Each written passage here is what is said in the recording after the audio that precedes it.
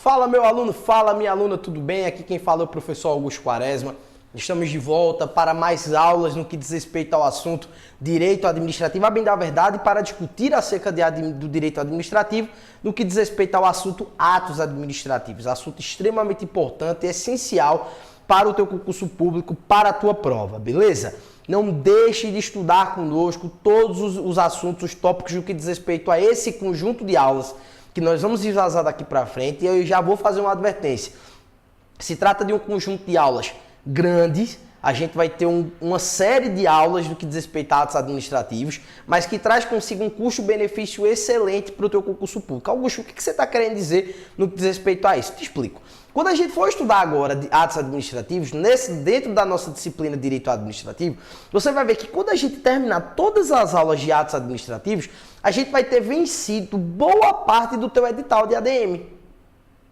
Por exemplo, se você for fazer o concurso da Polícia Civil do Estado de Goiás, da PCGO, você vai observar que quando a gente mata o tema atos administrativos, a gente dá um abalo gigantesco dentro do assunto direito administrativo.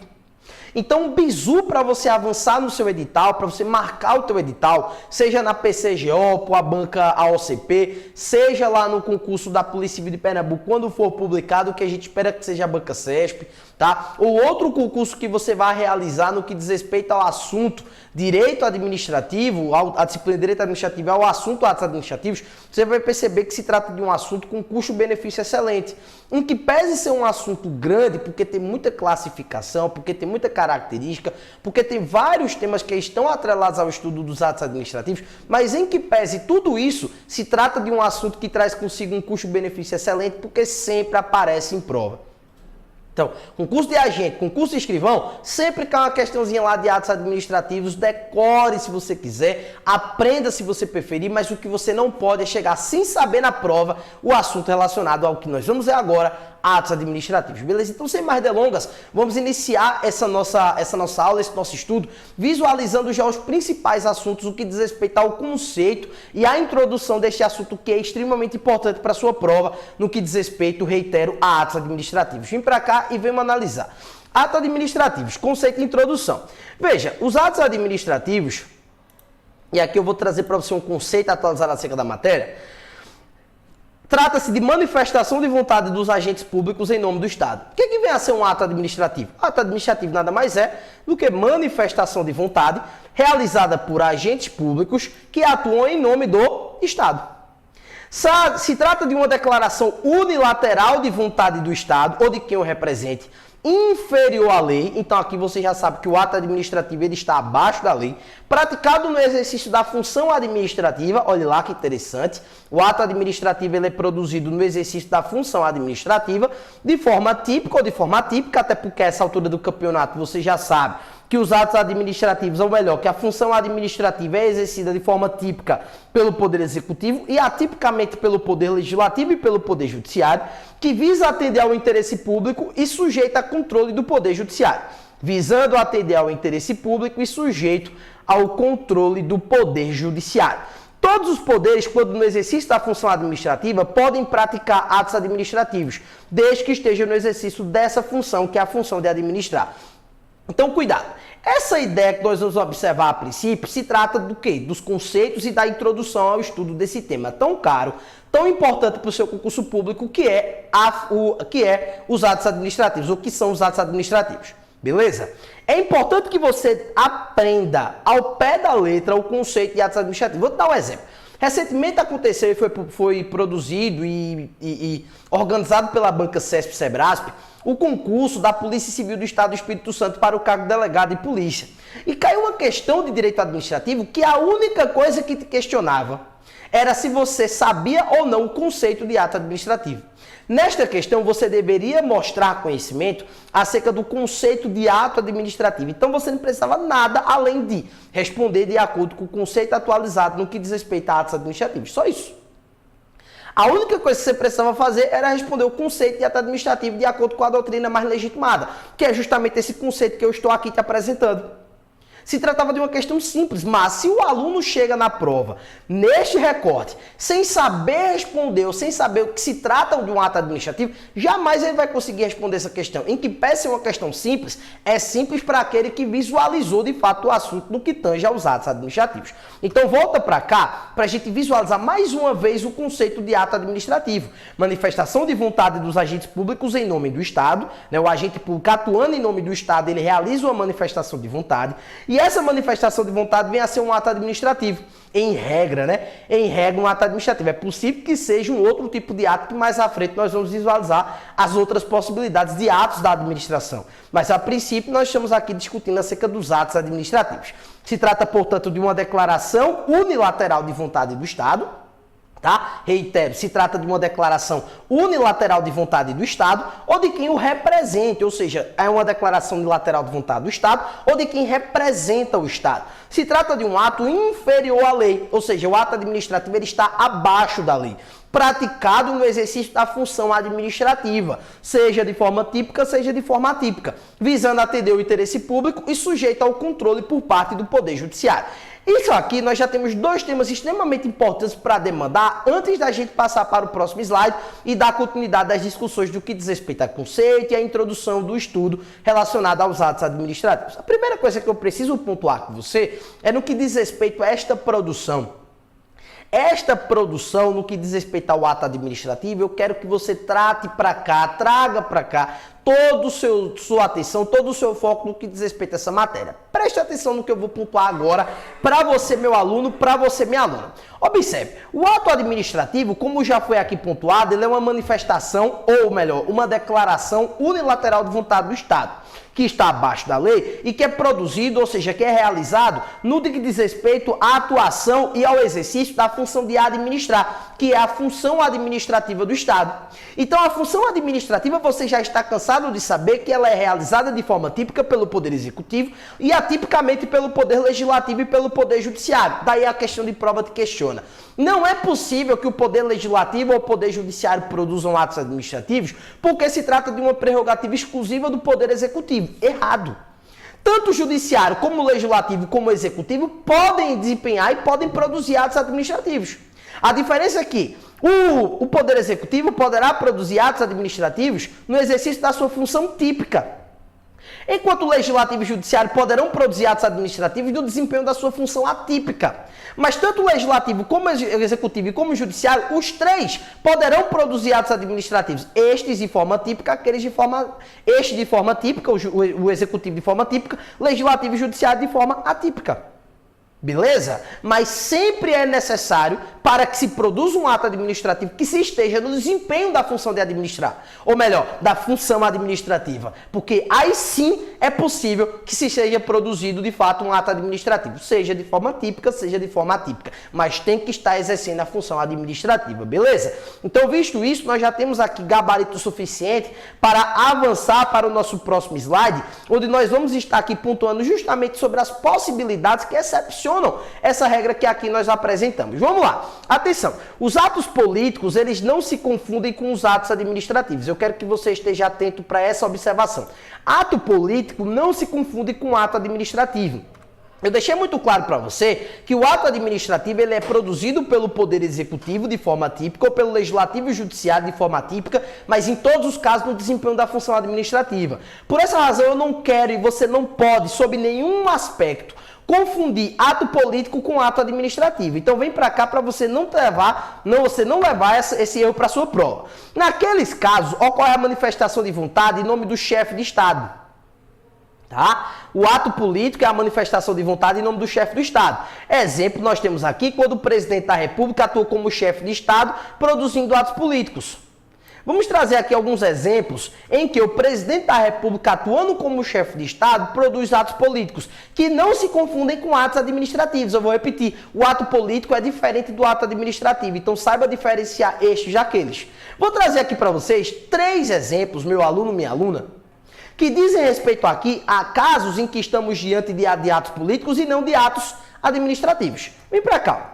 Quando o presidente realiza a sanção ou veto de um projeto de lei, não está sendo praticado o ato administrativo, e sim ato que faz parte do processo legislativo. Então, o presidente da República, ele pode realizar sanção ou veto de um projeto de lei. Isso aqui é uma prerrogativa ofertada pela própria Constituição Federal, em que o presidente da República receberá o projeto de lei aprovado pela Câmara dos Deputados e pelo Senado Federal para que este sancione o projeto, com ressalvas ou sem ressalvas. Tá? Quando o presidente realiza sanção ou veto de um projeto de lei, não está sendo praticado um ato administrativo, e sim um ato que faz parte do processo legislativo. Logo, esse ato de sanção ou veto não é um ato administrativo, e sim, repito, um ato que faz parte do processo legislativo. Quando o presidente determina a extradição de um estrangeiro também, não se trata de ato administrativo, e sim de ato político. Então, o presidente da República determina que um estrangeiro seja daqui extraditado, naquelas hipóteses previstas na Constituição Federal. Desde que nós não estejamos diante de crime o quê? Político de opinião. Uma vez que o Brasil considerar o quê? Asilo político nesses casos. Tudo isso previsto na Constituição Federal. Se não estamos diante dessa situação e o presidente da República determinar a extradição de um estrangeiro que aqui está, nós não estamos diante de ato administrativo, e sim de mais um exemplo de ato político. Leva isso no teu coração, porque isso também despenca em prova. Voltando para cá. Os atos praticados na função típica judicante não são atos administrativos. Então, aqueles atos administrativos que são, aliás, aqueles atos que são praticados na função típica judicante, que é aquela função de julgamento exercido tipicamente pelo Poder Judiciário, não são atos também administrativos. Beleza? Então eu quero deixar muito claro para você que esses exemplos aqui que são observados, eles funcionam como verdadeira exceção à ideia dos atos administrativos que nós estamos aqui discutindo. A bem da verdade, não se trata de atos administrativos, e sim de outros tipos de atos. Nesse nosso caso aqui, do segundo caso, por exemplo, na extradição de um presidente da República determinando a extradição de um estrangeiro que aqui se encontra, porque praticou alguma das hipóteses admitidas pela legislação brasileira, sobretudo pela Constituição Federal. Nesse caso, é possível a extradição do sujeito. E aí não se tratará, atenção, não se trata de extradição, não se trata a extradição de ato administrativo, e sim de ato político. Leva isso no coração, porque isso vem na tua prova. Beleza? Os atos administrativos, eles estão sujeitos ao controle do Poder Judiciário. Nós também já fizemos essa observação no nosso primeiro slide. Tanto os atos vinculados estão sujeitos ao controle do Poder Judiciário, como também os atos discricionários também estão sujeitos ao controle do Poder Judiciário. E para isso eu vou querer fazer com você uma discussão aqui no que diz respeito a isso. Olha que o ato administrativo, ele pode ser, atenção para cá, os atos administrativos, eles podem ser vinculados, tá? Isso a gente vai ter a oportunidade de discutir com maior robustez mais à frente. Ou poderão ser discricionários, ok? Os atos administrativos poderão ser vinculados ou poderão ser discricionários. Quando nós estamos diante de um ato vinculado, é um ato administrativo em que não há margem de liberdade. Não há margem de liberdade para o administrador público produzir aquele determinado ato administrativo. Os atos vinculados não ofertam margem de liberdade para que o administrador público, analisando o caso concreto, observe como se dará a melhor forma de atuar, reitero, analisando o caso concreto. Esses são os atos, reitero, vinculados. O ato vinculado, ele não oferta ao administrador público a possibilidade de transigir, de analisar, de observar qual seria a melhor solução para o caso concreto. Os atos vinculados não trazem essa possibilidade. Já os atos discricionários, eles trazem a possibilidade de que o administrador público, analisando o caso concreto e observando qual seria a melhor opção para esse caso, conseguir transigir, conseguir, a partir dessa pequena margem de liberdade ofertada pela legislação, optar de modo que se alcance de melhor forma o interesse público. Então, vou dar um exemplo. Por exemplo, um servidor público que é submetido a processo administrativo disciplinar, um PAD, por ter praticado uma transgressão disciplinar, e a legislação trazer a possibilidade, a título de mero exemplo, de, em face dessa transgressão praticada por esse sujeito, conseguir ser aplicada em face dele uma suspensão que vá de 30 a 60 dias. Se a suspensão vai de 30 até 60 dias, o ato administrativo que aplicar essa punição é um ato administrativo discricionário. Afinal de contas, há uma margem de liberdade ofertada para o administrador público para que ele opte entre 30, 31, 32, 33 até 60 dias. analisando, obviamente, os elementos que são ofertados pela lei, como, por exemplo, reincidência por parte do servidor público, o comportamento desse servidor público junto à administração pública e tantos outros aspectos que serão levados em consideração para que o administrador público, se utilizando da sua discricionariedade, consiga alcançar o interesse público de maneira mais robusta. Essa é a ideia de ato discricionário. Enquanto no ato vinculado não há margem nenhuma de liberdade para que o administrador público atue, ou seja, ele está vinculado àquela única opção trazida pela lei, o ato discricionário observa a possibilidade de que o administrador público consiga transigir na análise do caso concreto, de modo que ele melhor alcance o interesse da coletividade, melhor alcance o interesse público a partir dessa liberdade ofertada pela legislação. Show de bola? Tamo junto? Então tá aqui, ó, processo administrativo disciplinar como um grande exemplo no que diz respeito a esse cenário que estamos aqui discutindo. 30 a 60 dias, reitero, isso é um exemplo, é necessário observar cada estatuto próprio para que se observe as regras próprias de cada contexto apresentado. Show de bola? Visualizado isso, senhores, nós vamos aqui continuar discutindo no que diz respeito à nossa pauta, visualizando aqui que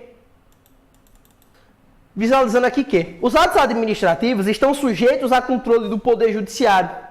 Tanto os atos vinculados como também os atos discricionários. Costuma cair na sua prova que os atos administrativos estão sujeitos ao controle do Poder Judiciário. Em outras palavras, o Poder Judiciário poderá controlar, fazer o aspecto de controle no que diz respeito aos atos administrativos. Em outras palavras, o ato administrativo foi produzido pelo Poder Executivo, mas ele poderá ser controlado pelo Poder Judiciário. Quando é que isso pode acontecer, Augusto? Tão somente quando houver o aspecto da ilegalidade no ato administrativo. Porque mais à frente nós vamos observar que o Poder Judiciário apenas poderá anular ato administrativo. Não é ofertado pela legislação a possibilidade do Poder Judiciário revogar um ato administrativo. Porque a revogação, diferente da anulação que acontece quando o ato é ilegal, a revogação ela justamente acontece quando o ato administrativo ele tem aqui um aspecto de revogação por desdobramento de, reitero, atenção para isso, a revogação acontece por um juízo de mérito administrativo. É a análise de conveniência e oportunidade que o administrador público faz, que o prefeito faz, que o governador faz, que o presidente da República faz para anular para revogar um determinado ato administrativo que ele entende que se tornou inoportuno ou inconveniente. Então, o ato administrativo que se torna inoportuno ou inconveniente poderá ser revogado pela administração pública no desempenho da função administrativa. Mas observe que o juiz ele não pode revogar um ato administrativo, porque senão ele estaria se imiscuindo no mérito administrativo, no juízo de oportunidade, no juízo de conveniência. E não é isso que a legislação ofertou ao presidente da República, ao Poder Judiciário. Então o judiciário apenas poderá anular ato administrativo, não podendo revogar atos administrativos. Leve isso no seu coração, leve isso para a sua prova. No entanto, ainda assim, os atos discricionários, que são aqueles que levam essa margem de discricionariedade, de oportunidade, de conveniência, eles podem se tornar ilegais. Ao passo que, por exemplo, eles exorbitem da margem de liberdade ofertada pela legislação. Volte lá para aquele nosso exemplo. Imagine que foi aberto um processo administrativo disciplinar com o objetivo de excluir um servidor público das forças. E esse processo administrativo disciplinar, reitero, que foi aberto com o objetivo de excluir um determinado policial das forças, ele chegou à conclusão de que o servidor público, atenção para essa observação, ele chegou à conclusão que um determinado servidor público praticou uma transgressão disciplinar punida com suspensão. E essa suspensão, de acordo com a lei, poderia ser de 30 a 60 dias. Vem lá a comissão que está apurando essa transgressão e aplica uma suspensão de 120 dias em face desse servidor. Veja, essa punição, no que diz respeito à suspensão, ela é um ato administrativo discricionário. Mas nesse aspecto aqui que foi produzida, ela violou toda a margem de liberdade ofertada pela legislação e fez com que o servidor fosse punido de maneira ilegal. Então, essa ilegalidade que nós estamos aqui diante, ela poderá ser corrigida pelo Poder Judiciário, que vai determinar a anulação desse ato administrativo aqui, ó.